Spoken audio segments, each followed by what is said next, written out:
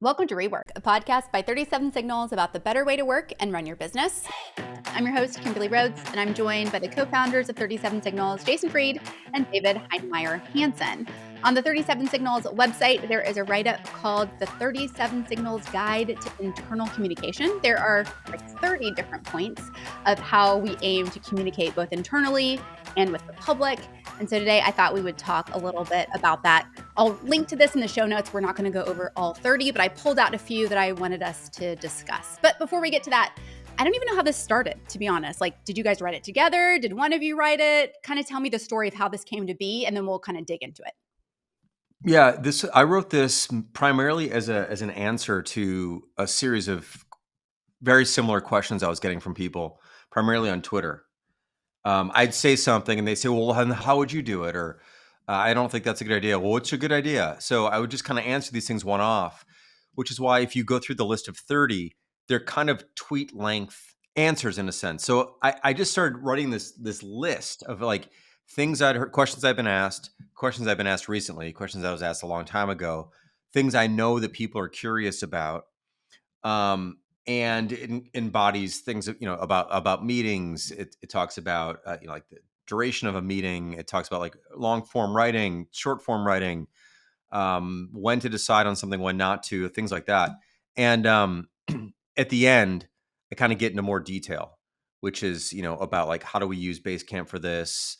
How do we talk about kickoffs and heartbeats and a variety of other things? So it's sort of this all-encompassing guide to basically how we talk internally, primarily principles based. It's not like specific except for the bottom part. The bottom part is way more specific. The top is like things to keep in mind, things to think about, principles to consider, philosophies to think about as you're wondering how to communicate internally. And then I put it together in this format because I was originally thinking about writing it as more of like a long form paragraph based thing. But then I realized it's actually easier to digest this way. And further, like I didn't feel like I wanted to have any filler connecting these 30 things, which are not really connected. They're just separate things. They're like separate thoughts.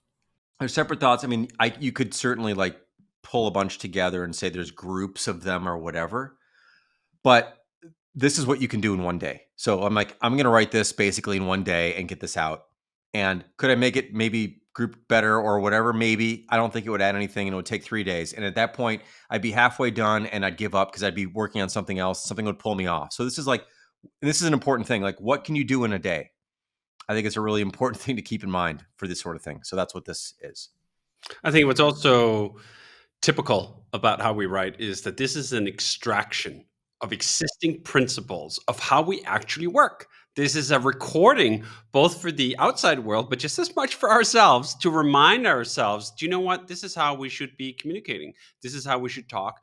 And when someone new joins the organization, they have, I think, one piece of guiding material to lead them through this odd organization that is 37 Signals, this odd emphasis on writing so much down in long form content and the almost entire absence of meeting. I know for a fact that there have been a bunch of people who've joined our organization and been a little disorientated by the fact that the normal patterns of communication that they had seen elsewhere just weren't present. And we had something quite different instead. And I think it's the kind of document then to write down to reassure people, you know what, this isn't just because you entered off. This is not because like you're weird. This is just how we do things here. And there's some rhythm to some of the madness, some of the time. And here are some points for you to perhaps understand that a little better. Okay, before I pull out a couple, I do have a question because I think people do wonder this about you guys and your writing style.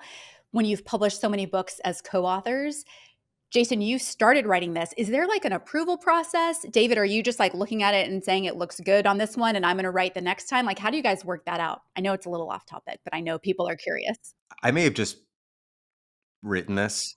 I think you probably just hit publish. Yeah, I mean, think this I is what we do the vast majority of the time. Yeah. We just hit publish. Unless there's something quite specific where Jason perhaps is asking my input on something or I'm doing the same.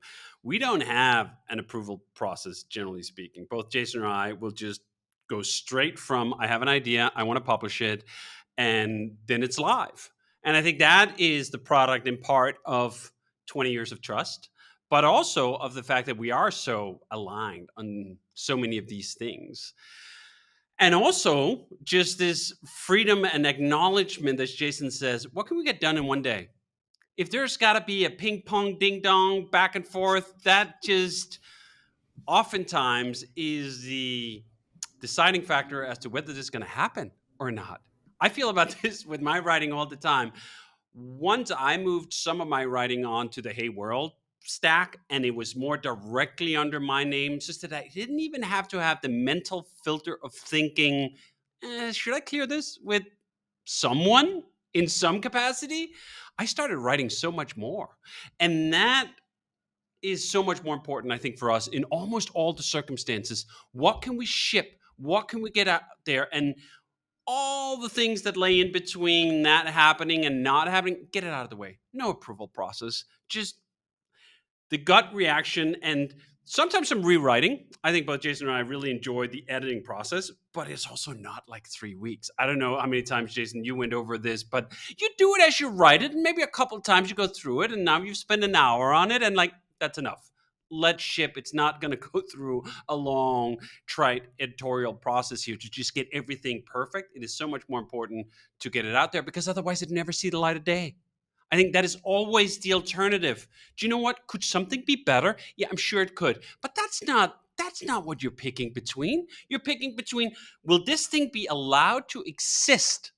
Because there's so few barriers between a thought and an inspiration. This is one of the chapters, I think actually the last one in REWORK. Inspiration is perishable. We really breathe that. And we try to ship when that inspiration is there through our fingers. All right, get it out there. Nothing should stop it, because the other alternative is it's just not going to happen.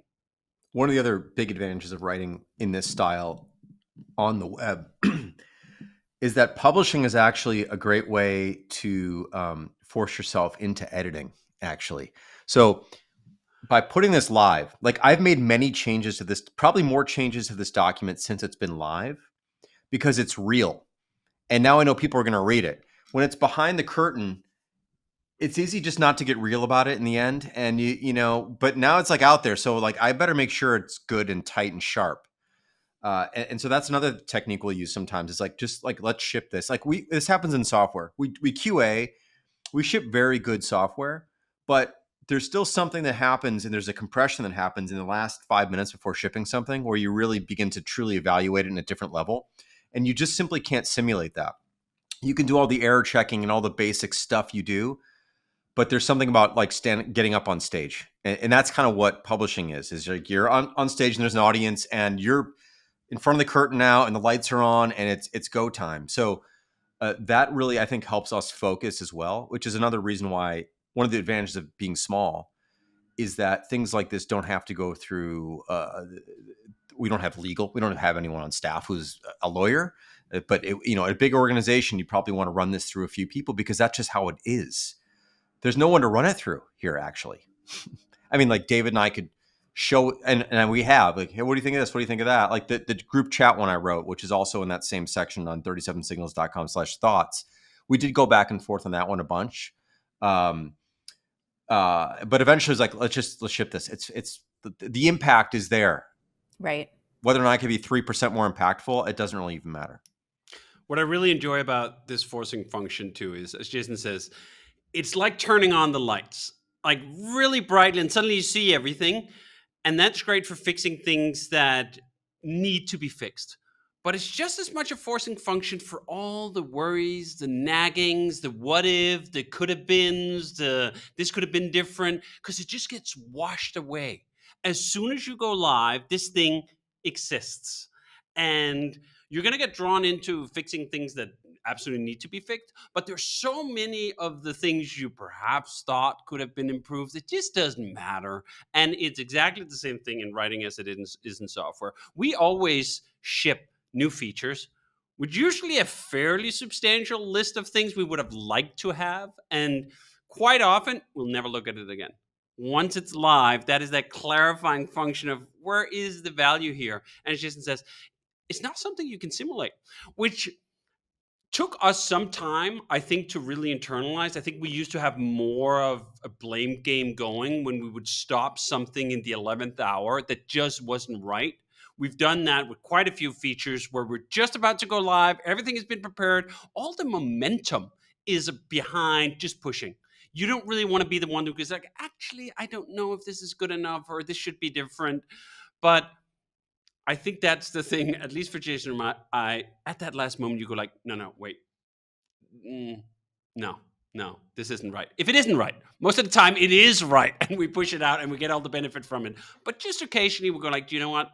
I don't feel good about this. And to me, the magic of that moment is that you leap over your thinking brain, your high level cognitive, let's rationalize all the way through it, and you go straight to the gut. And it's the gut, that supercomputer in your stomach, that is telling you whether this thing works or doesn't, whether it needs to be tweaked in this way or it doesn't.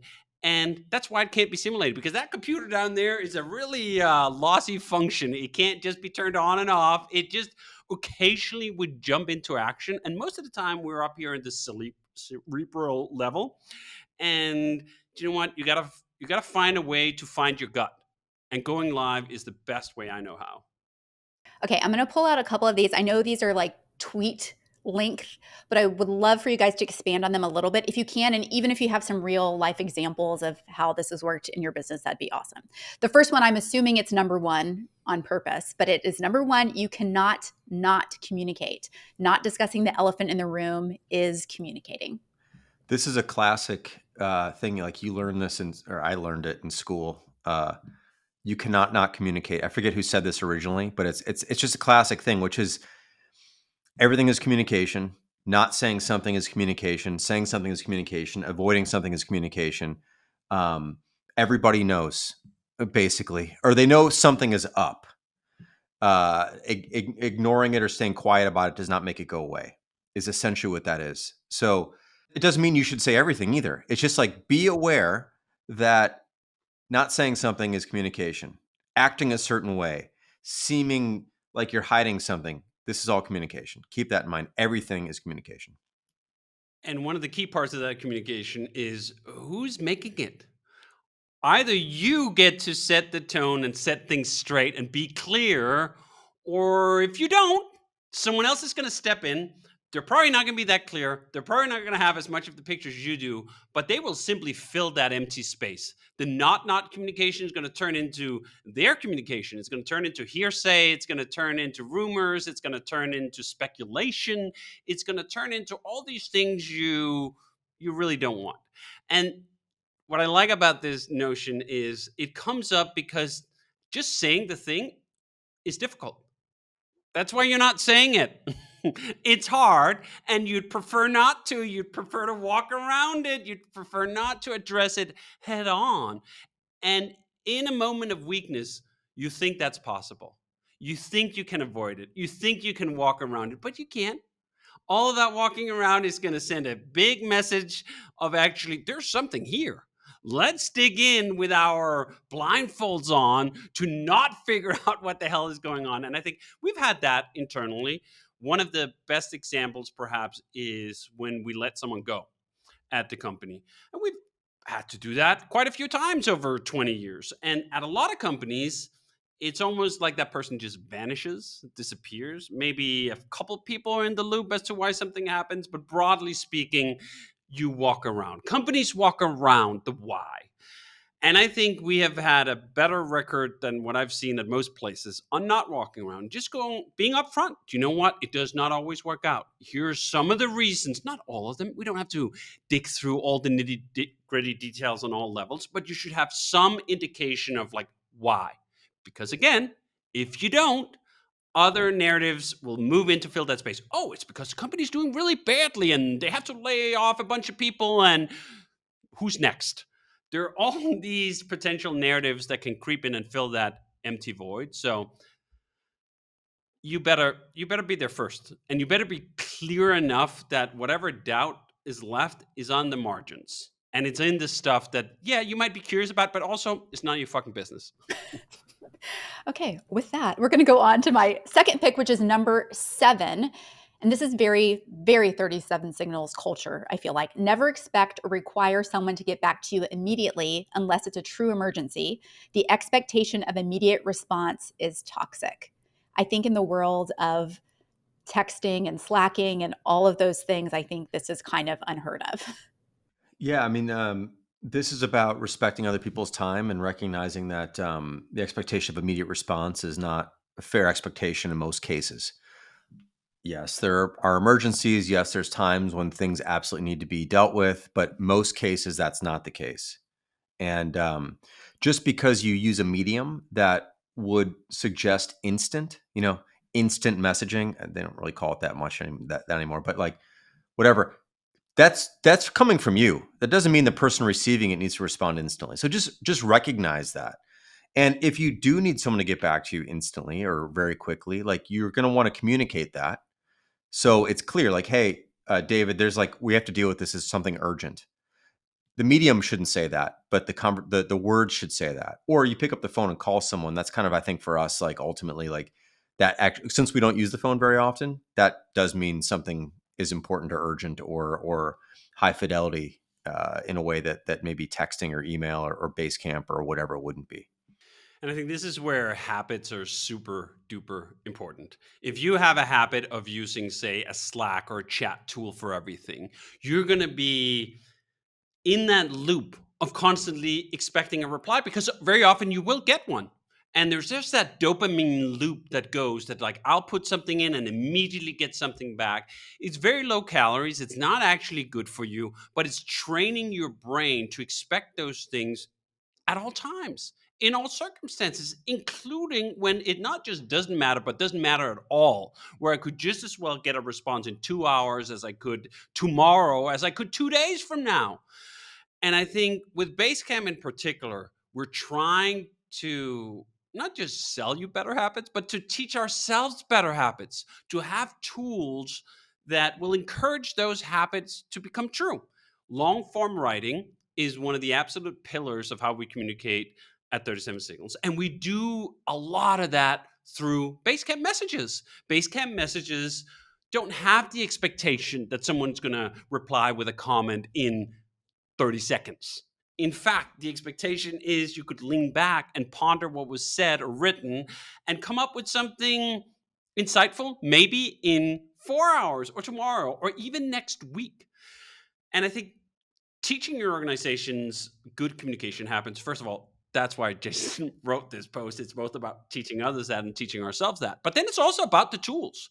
And this is one of the reasons I sometimes get a little frustrated when people say, like, well, it's not chat's fault you're expecting. It's just a tool.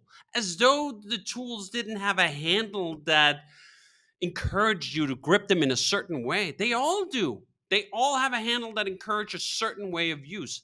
And Slack and chat in general encourage the immediacy, encourage the expectation that's going to happen. And yes, could you, through just sheer will, route around that and not use it in this way and just put something in Slack and come back and check it days later? Maybe, but no one does. No one does. This is why the defaults, why the grip matters so much, why the suggestions of use matter so much, and why Basecamp is such a healthy alternative to that style of communication. Basecamp has chat in it too, but it's sort of one thing off the side, and we talk about how to use that in a judicious way. And then it has like other things at the center of it. It has the threads, it has the messages, it has the long form considered writing as its primary function. And I think getting used to that and getting into those good habits is what will keep it happening day after day. You can will yourself into anything as a one-off, and you can try something as an experiment, but will it stick? If you're constantly uphill against your tools, it's not going to stick for most people most of the time. The tools got to lead you in the right direction. Okay, this next one is really about writing and even copywriting, editing. So I think this is, Jason, probably right up your alley. Number 8, if your words can be perceived in different ways, they'll be understood in the way which does the most harm. So this is from a guy named Osmo Wio, who I think was a Finnish communications researcher or something. He wrote these incredible laws of communication. I've written about them in the past. I think this is sort of borrowed from that. And it's like this human truth. That if you're not clear about what you're writing, people will perceive it negatively typically, or they'll fill in the gaps. It's similar to something we were talking about earlier, which is that if you're not clear, if you don't lead clearly with what you're trying to say and trying to explain, rumors will fill in the gaps. Typically, rumors aren't positive. Rumors are almost never positive. They're almost always like, oh, this happened because so and so did something which they didn't do, or if they did, it wasn't the thing. And so this is related to that point. And harm is a strong word. Like it's could be very harmful, but mostly it just basically means like you may have to re-explain yourself. And explaining yourself twice is a huge waste of time. And it's really frustrating, in fact. And I think it's the root of a lot of issues. When you have to say the same thing multiple times to multiple people or to the same person multiple times, that's a real sign of dysfunction in an organization. And I think this rule, whatever, demonstrates that well. What I really like about it is it nudges you towards simpler language, clearer language, because there's just less room for additional interpretation if you're not being overly flowery with everything. I need to check myself quite often that I like language that kind of tastes a little something, right? Like, it's not always I just want a plain cracker. Sometimes I want something with a little more sparkle. And I think about that occasionally when I go like, do you know what? You might enjoy this because like it's kind of fun stringing those kind of sentences together. But also, maybe this is not the place for that. Maybe the place for this is just plain, simple English with as little room for interpretation as possible. Now, the hard thing about that sometimes is that that kind of writing style, which is the one I try to force myself to use when writing about important issues, particularly internally, when I really don't want the misunderstanding, is it can come off a little curt. It can come off a little short. It can come off a little just like straight in a way that can also be perceived perhaps negatively. But if you're going to err on one side or another, I think it's better to err on the side of a little curt but clear language when the stakes are high enough. And I think this is where it really comes in. Harm, I think, is the right word to use when the stakes are really high. Where if someone misinterprets your words, like something really bad is going to happen. Because you also can't live under this edict all the time. Like, I have a large group of people on the internet where I could go out and say, like, kittens are cute. And they'd come back, what do you mean? You don't like dogs? What's wrong with dogs? Right? Like, there's a interpretation of a negative way of, regardless of what I'm going to say. You can't live your life like that. You can't live your life just constantly worrying about all the most absurd ways people can choose to interpret something. But when the stakes are high enough, you really should pay attention, especially when it's not just strangers on the internet, but people you truly care about. Another way to think about this real quick is we think about this in terms of software too, which is this idea of surface area. If your sentence has a lot of surface area, that could be okay, by the way, if you're going for that. Like if you're writing poetically where like words can be interpreted in many different ways and there could be double layers of meaning because there's something flowery and beautiful about what you're trying to say and you're trying to evoke actually a sense of wonder in someone like, oh, how could they, that's interesting. And maybe they thought about it this way, that whatever. That's surface area. There's a lot of stuff you can't see. There's a lot of things going on there and that can be fine. But if you have to say something that's very important, very clear and definitive, you don't want a lot of surface area. You want it to be like a flat sheet where like you can see everything. Everyone can see everything. There's no hidden meanings here. There's no secret crevice where the real meaning is. It's like, this is it. So that's another way to think about this. In the same way with software, we talk about this, like hidden features or hidden rules or things that behave in a certain way that you don't know, that you can't see. That's where a lot of these bugs creep in. People don't run into that situation enough. Things get stale. Software gets bad that way. So the brighter the light and the less surface area you have, just the fewer things are going to go wrong naturally because you have your eyes on more of those things. And there's less room for misinterpretation. Okay, last one. Yep. Number 26. Time is on your side. Rushing makes conversations worse. Can you guys think of like an example of maybe when we've rushed things? Yeah, I think this was it's funny. I was looking through the list when I knew we were talking about this, and that one was interesting. I'm trying to remember why I wrote that. one specifically. But I think that this in some ways comes down to some criticality. There's times where you're having a hard discussion, and it's easy to want to just end it because it's messy and Uncomfortable. it's uncomfortable, or maybe there's a lot of nuance. You just don't want to get into it. And so you can tend to rush through it so you can sort of jump over it and get it done. But again, it's sort of like you cannot not communicate. Like if you rush through things and you don't really get to all the points, like those points still exist in other people's heads. And they know what you avoided, and they know why you probably avoided it, or they'll make up a reason why you avoided it. And so I think you have enough time. I think part of this too is, actually another part of this is chat. People will often talk about this. Like sometimes our conversations in Basecamp, our threads will go over a matter of days to like discuss something. And when you say that, people are like shocked because like days, it's like, well, it wasn't like we spent 8 hours, 3 days in a row discussing this. It's just like we were in the middle of other things. We got back to each other over a period of days. It's fine. Unless it's really, truly urgent. Most things shouldn't be. But this idea of rushing to conclusions all the time, primarily driven by the medium that you're using. If you're using chat, things will scroll away. So you have to be there or not. So things tend to get rushed. I think that's another part of the meaning of this one is like you tend to have more time than you think to really hash something out. You don't want to let it go too long, of course. It's not about drawing things out, but there's often not a rush and an instant. You don't need instant gratification half the time for more than half the time for many of the things you're dealing with at work.